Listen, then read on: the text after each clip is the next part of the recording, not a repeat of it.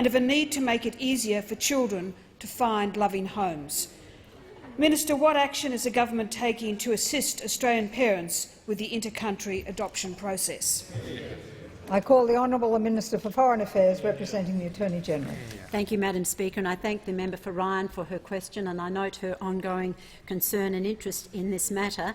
And as she knows, last December our Prime Minister committed this government to delivering reform on overseas adoption in collaboration with the states and territories. And I can confirm that today, just 3 months after that announcement, that decision to act, the Prime Minister and Attorney-General Brandis have announced the commencement of new laws to streamline the process for Australian families adopting children through Taiwan and South Korea.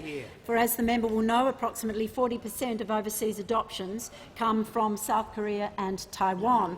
These laws will significantly reduce the time frame to finalise adoptions. They'll reduce that unnecessary stress on families, allowing them to focus on supporting their child to feel safe and secure in a new home. The legislative amendments will also affect adoptions from Ethiopia that have not yet been finalised in Australia, and the decision to include Ethiopia is to assist the small number of families in Australia whose adoptions through the programs have not yet been finalised.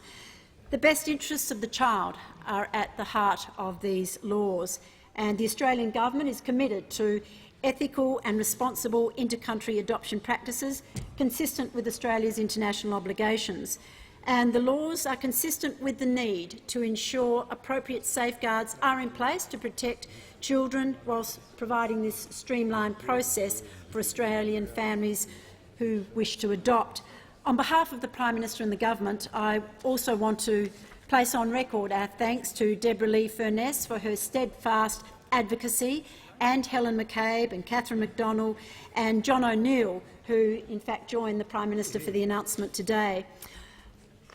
Supporting families is a core value of the Coalition, and I know that it is a core value of those opposite. So I look forward to the support across the chamber for these laws in the interests of children being adopted and in the interests of the family who want to adopt these children so they can feel secure and loved in a new home in Australia. Before I call the member for Ballarat, I would like to inform the House that we have had present in the